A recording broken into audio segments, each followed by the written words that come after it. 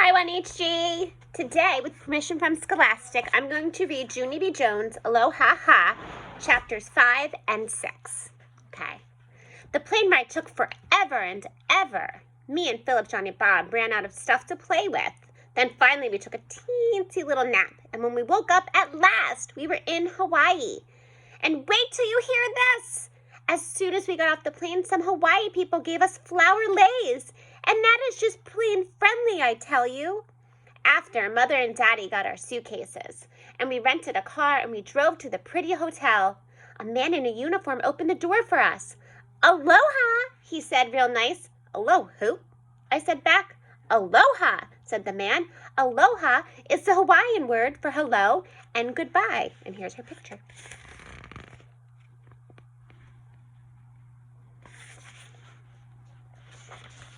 I smiled. Hey, I like that word of aloha, I said. It sounds like it's laughing, sort of. Aloha ha.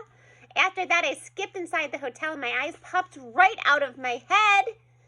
'Cause wowie wow wow, it was the most beautiful establishment I ever saw.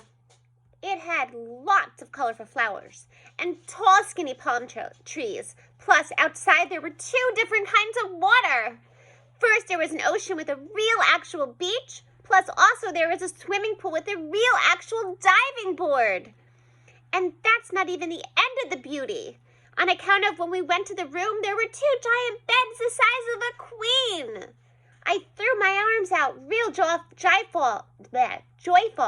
Hawaii, I said. You gotta love it. Then I twirled and twirled and I crashed into one of the beds and I fell on the softy carpet. It was very thick and plushy. I did a yawn. Then I curled up very comfortable and I closed my eyes. Daddy came over and picked me up, then Mother put me to bed, and I slept all the way till morning. The sun shined in my eyes. I stretched very sleepy and I looked all around the beautiful room. Then bingo! I remembered. I'm in Hawaii, I said. I jumped out of bed and I jiggled Mother and Daddy awake. Aloha ha, people, aloha ha, I hollered. We're in Hawaii. After that, I ran to the window and I looked at all the water. Let's go to the pool, I hollered again. Mother and Daddy sat up and yawned. Then they looked at each other and they flopped back on their pillows again. Old people on vacation are not that fun. I did a big breath at those 2. Then I went to their bed and I jiggled them some more till they got up. Then finally they got dressed and we went to the restaurant for breakfast. And yippee hooray! Right after that, after we ate, it was time for the pool. Only here is the happiest part of all. On our way to the pool, we passed a gift shop window and I saw the cutest swim ring in the whole entire world. Mother and Daddy, look at that swim ring. It looks just like a parrot. See it? Isn't it cute, huh? Isn't it? The gift shop lady heard me being gushy. She took the swim ring out of the window and handed it to me. It's the last one we had, she said. I jumped up and down, very urgent. The last one, can I have it, Mother? Can I have it, Daddy? Please, I said. If you buy me this swim ring, I won't ask for another thing, not for this whole entire trip. Mother and Daddy looked suspicious at me, 'cause that was a fib, of course. But you don't really need a swim ring, Junie B. Daddy said. You learned how to swim 2 years ago. Exactly, said Mother. Plus, a swim ring is way too small for you, honey. It's meant for children much younger than you are. I jumped up and down some more, but I know I can fit in this thing, Mother. I just know it. I can. I'm thin as a noodle. I folded my hands real big. Please, can I have it? Please. Daddy ran his fingers through his hair. That's a good sign, usually. Then finally he took my parrot swim ring and gave the gift lady some money. I hugged and hugged him very happy. Thank you, Daddy. Thank you. You're the nicest daddy in the whole entire world. After that, I skipped to the pool with my parrot swim ring, and I tried to put it on, but it was way too tight to fit. Daddy watched what I was doing. It looks like your mother was right, Junie B., I said. That swim ring is much too small. No, it isn't, Daddy. I know I can fit into this parrot, I said. I'm positive I can. I thought for a second, then I walked to the edge of the pool, and I dropped my swim ring in the water, and splash! I jumped right through the middle, and what do you know? I squeezed right in. I clapped and clapped real thrilled. Say, Mother, see, Daddy, I called this. I told you I could fit in this thing. I told you. I took a breath. Just a little bit tighter around my middle, I think. Can I still breathe? Possibly. I pushed away from the edge and I kicked to the other side. Did you see me swim over here, Mother? Are you watching me, Daddy? This parrot is speedy fast. My stomach did a wince. Also, I'm in severe pain, I shouted. After that, I hurried up out of the pool and I rushed to Mother speedy quick. Please get this off me right exactly now, because this thing is squeezing my insides in half, I said. And so she and Daddy tried to wiggle it off me. But the parrot didn't budge itself. I sucked at my tummy, as skinny as it would go.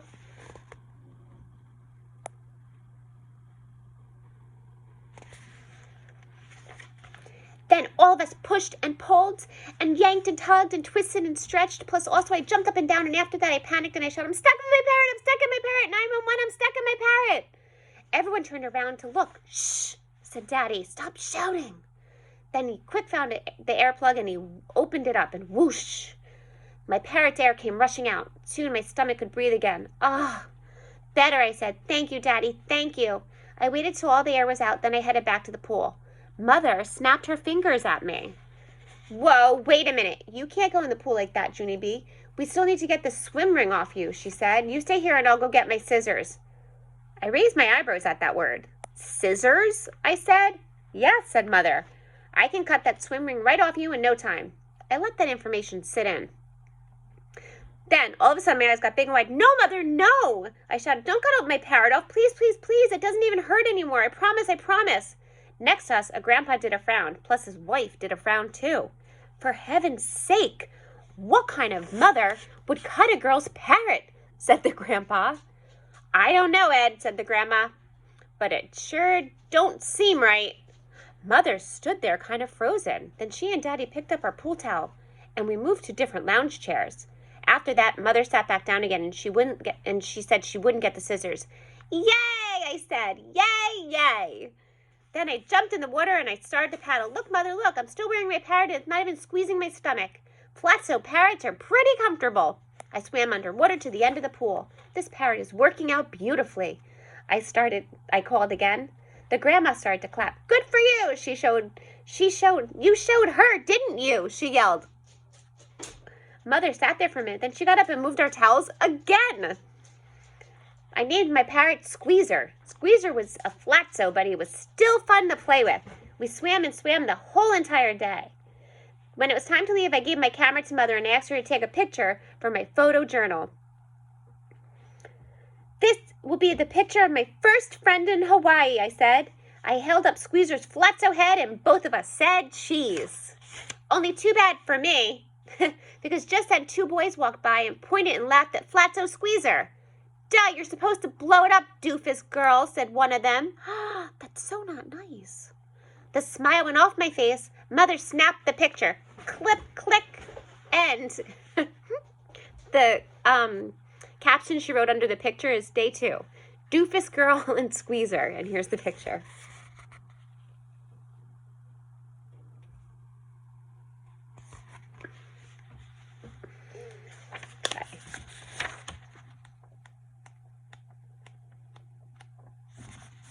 Chapter 6, Chicken of the Ocean.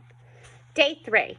Dear First Grade Journal, my camera pictures aren't going that good. On account of first I got grouchy ladies, and then I look like a doofus. So far, my photo journal is telling the stupidest dumb story I have ever heard of. Today will be better, I hope, because me and Mother and Daddy are going to snorkel, and snorkel is a grown-up word for when you swim with a giant hose in your mouth. I like that word of snorkel. I also like snortle and snarkle and snoodle. Your friend, Junie B. Snorkel.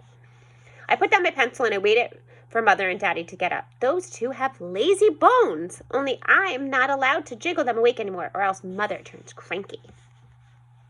I keep waiting real patiently for their eyes to open, then finally I tippy-toe next to Daddy and blew air in his face. He opened one eyeball. I waved very pleasant. Hello, how are you today? I said. Look, I'm already dressed for breakfast. Daddy closed his eyeball. I opened it up again. Whoops, I lost you there for a second, I said. Don't you want to see what I'm wearing today? I stepped back so he could see my clothes. Then I twirled all around like a fashion girl, I tell you. See me, Daddy? See how cute I look? I picked out an outfit to go with Squeezer's flatso parrot head. He looks very cute with those shorts. Don't you think? He looks like a parrot belt, kind of. I skipped around in a circle. I'm glad that Mother didn't cut him off, I said. He wasn't even uncomfortable to sleep in, hardly. After that, me and Squeezer climbed on the bed, and we sat on Mother's legs until she woke up. It did not actually take that long. Then, yippee hooray, all of us went down to breakfast, and Mother said I could order pineapple and coconut pancakes. And that's just like eating dessert, I tell you. The waitress looked at me and Squeezer. She did a little chuckle. Wow, you already have your swim ring on, huh? She said. All you have to do is blow 'em up and you're set to go. I did a frown at that comment. Yeah, only I can't blow him up, or else he squeezes the life out of me, I said. The waitress stopped smiling. Oh, she said, oh my. Then she took our order and she backed away from the table real slow. After breakfast,